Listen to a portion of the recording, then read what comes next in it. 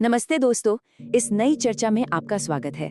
तो क्या कभी जिंदगी में ऐसा लगता है कि सब कुछ हाथ से निकल रहा है, बिखरता जा रहा है, लेकिन फिर भी कोई एक ऐसी अदृश्य शक्ति है जो हमें पूरी तरह गिरने नहीं दे रही? हम सब कभी ना कभी इस दौर से गुजरते ही हैं और आज के इस विश्लेषण में हम इसी बारे में बात करने वाले हैं। हम समझेंगे कि इस घबराहट के पीछे का असली विज्ञान और दर्शन आखिर है क्या। अब देखिए, एक बहुत ही सीधा लेकिन झकझोर देने वाला सवाल है। क्या कंट्रोल कभी सच में हमारे हाथ में था? हमारी सबसे पुरानी आदत क्या होती है? हम हर घटना पर तुरंत अपना फैसला सुना देते हैं, जिससे जिंदगी की अदालत में हम ही जज बैठे हों। नौकरी गई, अरे ये तो बुरा हुआ। रिश्ता टूटा, बहुत बुरा हुआ। प्लान फेल हो गया, सब खत्म। लेकिन जरा सोचिए, ये फैसला सुनाने वाले हम होते कौन हैं? और क्या हमें पूरी कहानी पता भी है, या हम बस एक छोटे से हिस्से को देखकर पूरी तस्वीर का अंदाजा लगा रहे हैं? और ठीक यहीं से जन्म होता है एक बहुत ही दिलचस्प कॉन्सेप्ट का, जिसे हम नियंत्रण का भ्रम या इल्यूजन ऑफ कंट्रोल कहते हैं। असल में ये एक झूठा विश्वास है कि हम इंसान हर परिणाम को तय करते हैं। याद कीजिए, जब एक बच्चा साइकिल चलाना सीखता है, पिता पीछे से सीट पकड़कर दौड़ता है और बच्चे को लगता है वाह, मैं साइकिल चला रहा हूँ। उसे लगता है पूरा कंट्रोल उसके हाथ में है। लेकिन असली बैलेंस वो तब सीखता है जब पिता हाथ छोड़ देता है। बच्चा डगमगाता है, घबराता है, गिरता है, पर सच कहें तो तभी वो असल में चलाना सीखता है। हमारी घबराहट भी ना बिल्कुल इसी भ्रम के टूटने का नतीजा होती है। तो चलिए अपने पहले भाग की तरफ बढ़ते हैं, जहां हम इस नियंत्रण के भ्रम और उससे पैदा होने वाले डर को थोड़ा और गहराई से समझेंगे। तो होता क्या है, जब हमें लगता है कि कंट्रोल छिन गया है, हमारा मन तुरंत आगे भागता है, फ्यूचर की तरफ। और अगर ऐसा हो गया तो वाले अंधेरे जंगल में जाकर खो जाता है। असलियत और हमारे मन की कहानियों के बीच जमीन आसमान का अंतर है। देखिए, कोई भी घटना असल में बहुत छोटी, तटस्थ यानी न्यूट्रल और टेम्पररी होती है। जैसे किसी सहकर्मी का आपसे बात न करना, ये बस एक घटना है। पर हमारा मन क्या करता है? वो एक बॉलीवुड डायरेक्टर बन जाता है, पूरी स्क्रिप्ट तैयार कर लेता है। वो नाराज है, सब मुझे छोड़ देंगे, मैं जिंदगी भर अकेला रह जाऊंगा। सच्चाई ये है दोस्तों कि हमारा असली दुख उस छोटी सी घटना से नहीं आता, बल्कि हमारे मन की रची हुई इन लंबी डरावनी कहानियों से आता है। जरा एक बीज के बारे में सोचिए। उसे जमीन के नीचे गहरे अंधेरे में गाड़ दिया जाता है।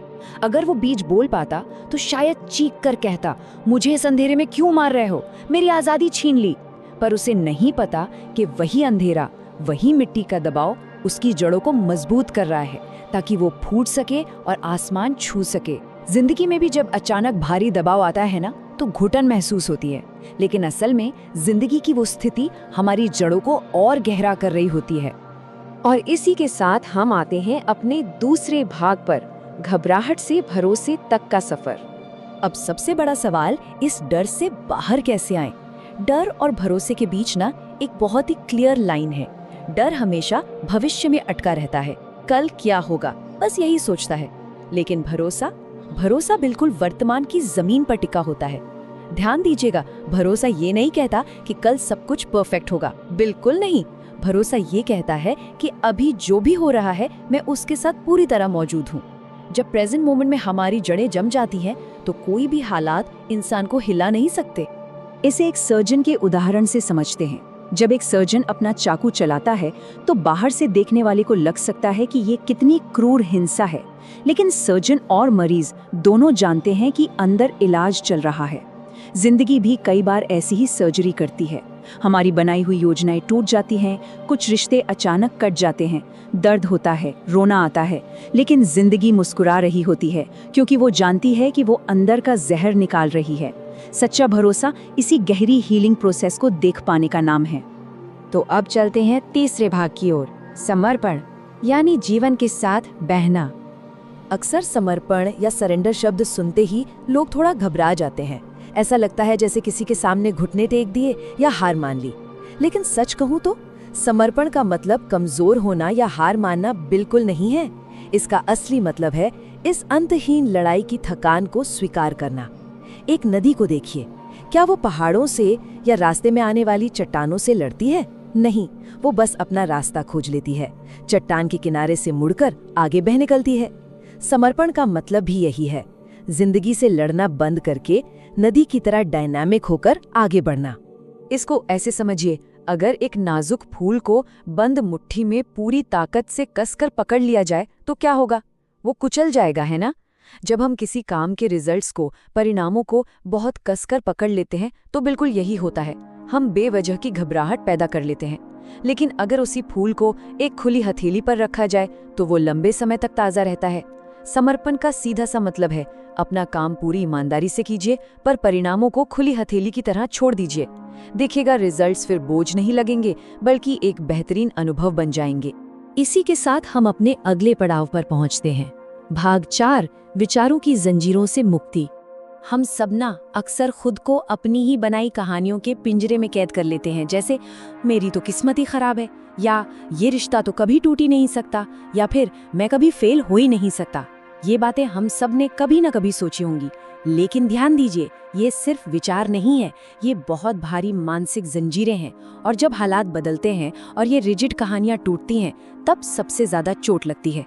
असली आज़ादी तब शुरू होती है जब हम अपनी ही इन पुरानी कहानियों पर शक करना शुरू करते हैं। ये समझना बहुत ज़रूरी है कि ये विचार सिर्फ पुराने अनुभवों की धूल हैं, कोई पैमाने पर कसी हुई असलियत नहीं।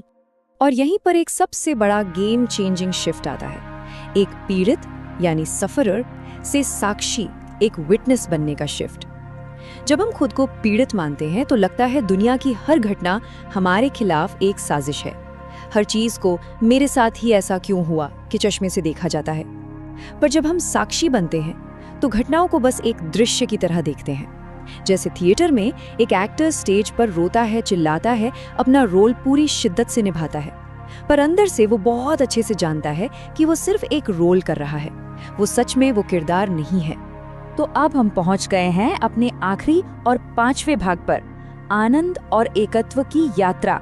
ये एक ऐसी कमाल की स्टेट है जहां अंदर की सारी शिकायतें एक गहरी कृतज्ञता में, एक शुक्रगुजारी में बदल जाती हैं। जब एक मूर्तिकार पत्थर पर अपनी छेनी और हथौड़ा चलाता है तो उस बेचारे पत्थर को लगता है कि उसे बेरहमी से तोड़ा जा रहा है, पर मूर्तिकार जानता है कि वो कोई विनाश नहीं कर रहा, वो तो एक बहुत ही खूबसूरत मूर्ति को बाहर निकाल रहा है। जिंदगी में भी जब कुछ साल बाद मुड़कर देखते हैं तो यही एहसास होता है। जिन पलों में हम सबसे ज्यादा टूटे थे ना, दरअसल उन्हीं पलों में जिंदगी हमें सबसे खूबसूरती से तराश रही थी। हमारा मन अक्सर भूल जाता है और खुद को बादल समझ बैठता है। ये विचार, ये फीलिंग, ये आसपास की स्थितियां, ये सब बस बादलों की तरह हैं। कभी बहुत घने होते हैं तो कभी छंट जाते हैं, पर हमारी असली चेतना, हमारा ट्रू सेल्फ उस विशाल खुले आसमान की तरह है जो हमेशा उन बादलों के पीछे मौजूद रहता है। वो बिल्कुल अछूता, बिल्कुल शांत रहता है, चाहे बाहर मौसम कैसा भी हो। अगर इस पूरी जर्नी को, चेतना के इस विकास को एक साथ देखा जाए तो शुरुआत होती है रेजिस्टेंस और डर से। फिर जैसे जैसे थोड़ी समझ बढ़ती है, हम भरोसे के साथ प्रेजेंट में ठहरना सीखते हैं। उसके बाद आता है समर्पण, जहां हम नदी की तरह जिंदगी के फ्लो के साथ बहना सीख लेते हैं। फिर विचारों के उस भारी बोझ से मुक्ति मिलती है जो सीधा एक इनर जॉय यानी आनंद की ओर ले जाती है। और फाइनली हम उस परम एकता तक पहुंचते हैं, वननेस, जहां ये पूरी तरह क्लियर हो जाता है कि जिंदगी हमारी दुश्मन नहीं है दोस्तों, जिंदगी हमारी सबसे बड़ी गुरु है। तो इस विश्लेषण को खत्म करते हुए एक बहुत ही गहरा सवाल छोड़कर जा रहा हूँ। अगर कहानी अभी खत्म नहीं हुई है तो आज का ये अंधेरा, आज की ये घबराहट आगे कौन सा नया दरवाजा खोलने की तैयारी कर रही है। हमेशा याद रखिए, जिंदगी कोई जंग नहीं है जिसे हर हाल में जीतना ही है। ये बस एक अनुभव है जिसे साक्षी भाव से देखना है और महसूस करना है। उम्मीद है आज की ये चर्चा आपको पसंद आई होगी। इस विश्लेषण में हमारे साथ जुड़ने के लिए बहुत बहुत शुक्रिया। नमस्ते।